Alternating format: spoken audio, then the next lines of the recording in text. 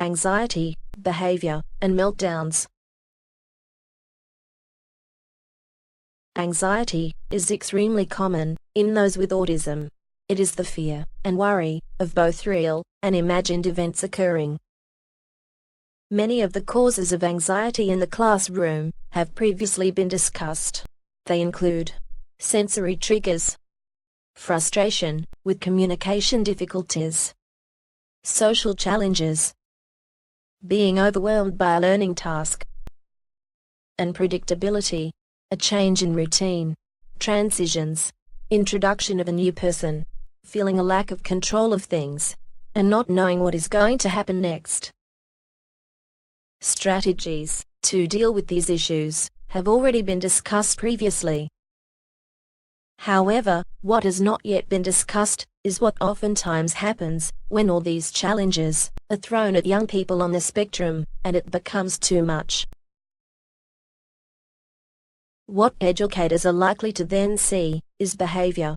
What this looks like for every child and in every situation will be different. Behaviors often seen can be anger, crying, hyperactivity, running away or absconding, hitting and punching, withdrawal and hiding, yelling and shouting, and episodes of frustration. Educators are also likely to see students with autism stimming and reverting to their special interests, seeking them out as a source of comfort due to their familiarity.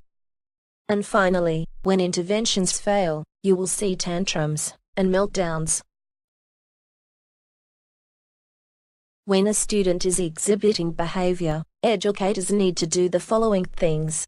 Determine the cause of the behavior, and try to resolve the issue before a small problem becomes a potentially large one. The educator needs to ask themselves, what was happening right before the behavior occurred? Or, what is happening now while the behavior is occurring?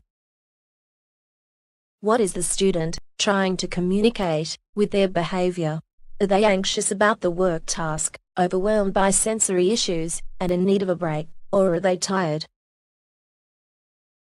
Is it a minor behavior that can be ignored or redirected, and that is not bothering or affecting anyone else? Is it a behavior that can be managed using appropriate learned strategies, those such as calm down tools, redirecting, visuals, self-regulation, and breaks? Is the student having a tantrum in an attempt to manipulate a person or a situation? Is the student having a meltdown, and does the student need to be removed from the situation for either their own or others' safety? A functional behavioral analysis should be done in the case of repeated behaviors.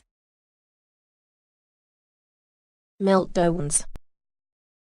It should be noted that while meltdowns are a key feature of autism, not every individual with autism has them. Often, what you might be seeing instead is a tantrum, aggression, extreme frustration, and the like. A meltdown is an unconscious loss of control due to being overwhelmed in mind or body. It is not a tantrum, as there is not manipulative ideation involved. It is an emotional and behavioral response to a stressful situation that results in a complete and total loss of control. What happens during a meltdown? And what does it look like? This is a very individual thing. Some students will shout and yell. Some will hit and kick and become very aggressive. These students will need to be moved to a safe place. Some students will run away. In this instance, it is best to allow them to run to a safe area and let them have some space to work through their emotions whilst supervised. It would be prudent for these students to establish rules when they are calm about safe places they can run to, and those that they cannot when they have a meltdown. Of course, there is no guarantee they will remember the safe place during a meltdown, as there is a complete loss of control, but eventually it may work. Yet other students may withdraw and hide. They may crawl into a small space to feel safe, and work through their emotions, and calm down. Give them the time and space they need. Never force them to come out before they are ready. Educators can't do a lot during a meltdown, but there are a few important things that are essential. Be relatively silent. The student cannot hear what you are saying. Don't make the student feel crowded. Give them the space they need. But of course, make sure they are safe, and that those around them are safe also. Depending on the student, once the worst is over, offer calming tools. Allow plenty of time to decompress and recharge. Meltdowns are physically and mentally exhausting. Encourage a cold drink, some deep breaths of fresh air, a short walk outside for a break, or a change of scene. Wait until the student has been completely calm for a while, before rejoining the class group. Consider assigning the student an easy or preferred task for the remainder of the learning period.